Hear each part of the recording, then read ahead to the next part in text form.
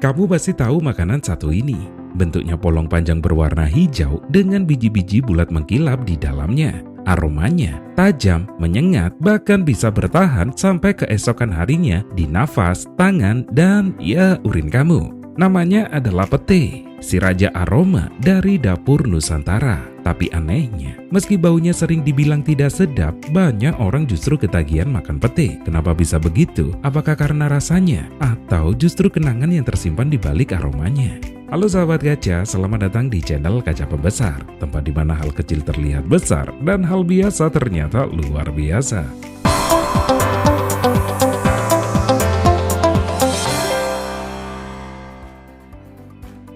Bagian pertama, apa itu pete? Pete adalah biji dari pohon Parkia speciosa, tumbuh subur di Asia Tenggara, yaitu Indonesia, Malaysia, dan Thailand. Biasanya, pete ini dimakan mentah sebagai lalapan atau ditumis bareng sambal, udang, atau teri. Rasanya agak pahit, tapi gurih dengan aroma yang sangat khas. Sebagian orang menyukainya, sebagian lagi menolaknya mentah-mentah. Tapi, seperti kopi pahit atau durian, pete punya karakter kuat dan justru itulah yang membuatnya semakin menarik. Bagian 2. Dari mana datangnya bau pete? Bau pete berasal dari senyawa sulfur alami di dalam bijinya. Senyawa-senyawa ini antara lain metanitiol, dimethyl disulfide, dan dimethyl trisulfide. Mereka juga yang memberi aroma khas pada bawang, kubis, dan durian. Masalahnya, tubuh kita tidak pernah menguraikan semuanya. Setelah pete dicerna, sebagian senyawa sulfur diserap ke dalam darah, lalu beredar ke seluruh tubuh. Sedangkan ginjal akan membuangnya lewat urin, sementara paru-paru melepasnya lewat nafas. Hasilnya, bau pete bisa muncul lagi saat kita bicara, berkeringat, bahkan saat ke kamar mandi. Itulah sebabnya, aroma pete disebut setia menemani, bahkan berjam-jam setelah kita makan. Bagian ketiga, mengapa sebagian orang justru ketagihan pete? Nah, inilah bagian menariknya. Rasa dan aroma pete memang ekstrim, pahit, gurih, dan menyengat. Tapi, otak manusia justru punya kecenderungan menyukai sensasi ekstrim yang unik. Ketika kita makan makanan yang kuat rasanya, otak melepaskan dopamin, yaitu hormon kesenangan yang sama muncul saat kita mendengar musik favorit, berolahraga, atau jatuh cinta. Semakin kuat pengalaman rasa itu, semakin dalam otak kita mengingatnya. Itulah sebabnya orang bisa berkata, bau sih, tapi enak banget.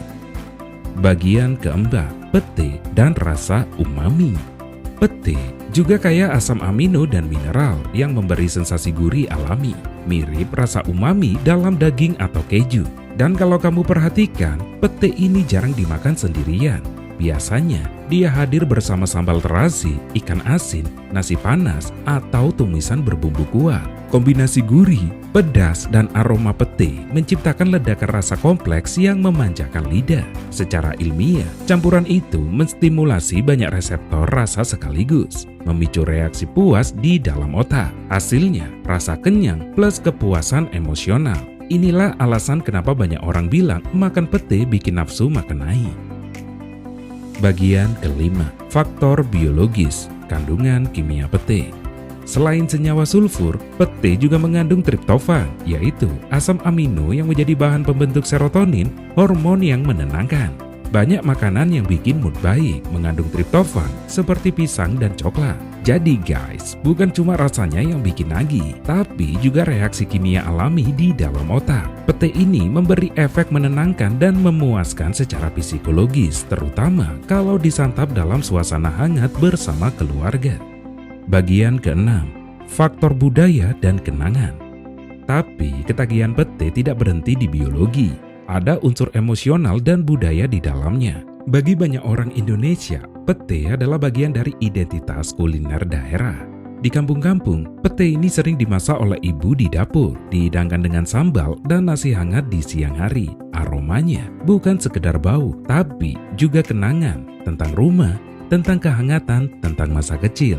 Otak manusia sangat kuat mengaitkan aroma dengan ingatan emosional. Makanya, meskipun bau pete dianggap tidak sedap bagi sebagian orang, baunya justru menenangkan. Seperti bau hujan di sore hari. Tidak semua suka, tapi bagi sebagian orang itu aroma nostalgia. Bagian ketujuh, fakta menarik.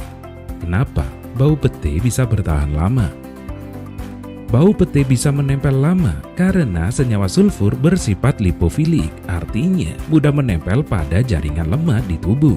Jadi, walau kamu sudah gosok gigi, mandi, dan minum banyak air, baunya bisa muncul lagi lewat nafas atau urin karena keluar perlahan dari tubuh. Nah, durasi ini bisa bertahan 12-24 jam tergantung berapa banyak pete yang kamu makan dan seberapa cepat metabolisme tubuhmu bekerja. Bagian ke-8, cara mengurangi bau pete. Nah guys, kalau kamu ingin tetap menikmati pete tanpa takut baunya terlalu menyengat, ada beberapa trik sederhana. Yang pertama, rebus pete sebentar sebelum dimasak. Ini bisa mengurangi sebagian senyawa sulfur. Yang kedua, makan pete dengan nasi dan sambal karena karbohidrat dan zat pedas bisa menetralkan aroma. Yang ketiga, minum susu atau teh hijau setelah makan untuk membantu proses netralisasi di mulut. Dan tentu, jangan lupa sikat gigi serta minum air putih yang banyak. Bagian 9, manfaat pete bagi tubuh. Selain soal rasa dan aroma, pete juga menyimpan beberapa manfaat kesehatan, seperti kaya serat, membantu pencernaan, mengandung antioksidan alami yang melawan radikal bebas. Berikutnya mengandung kalium yang baik untuk tekanan darah. Memiliki efek diuretik ringan yang membantu fungsi ginjal asal tidak berlebihan. Namun perlu diingat, konsumsi pete sebaiknya tidak berlebihan, terutama bagi penderita gangguan ginjal karena senyawa sulfur dan protein tinggi bisa membebani ginjal jika dimakan berlebihan. Jadi, pete bukan sekedar makanan dengan bau kuat. Ia adalah kombinasi antara ilmu kimia, biologi, dan budaya. Bau menyengatnya berasal dari sulfur, rasa gurihnya dari asam amino, dan kenikmatannya dari memori kolektif tentang rumah dan keluarga. Pete mengajarkan kita satu hal sederhana, yaitu tidak semua yang berbau tidak sedap itu buruk. Kadang, di balik aroma yang menyengat tersimpan rasa yang paling tulus, seperti rasa rindu pada kampung halaman dan kenikmatan sederhana dari sepiring nasi panas dan sambal pete di meja makan. Terima kasih sudah menonton sampai akhir. Itulah tadi pembahasan unik dari Kaca Pembesar. Channel ini masih baru banget, jadi kritik, saran, dan dukungan dari kalian sangat berarti supaya bisa terus berkembang dan menghadirkan konten yang lebih seru lagi. Kalau kalian suka dengan video ini, jangan lupa klik tombol like, subscribe, dan nyalakan lonceng notifikasinya supaya nggak ketinggalan fakta unik, sejarah menarik, dan misteri lainnya yang akan kita kupas di sini. Sampai jumpa di video berikutnya dan tetaplah melihat dunia dengan kaca pembesar.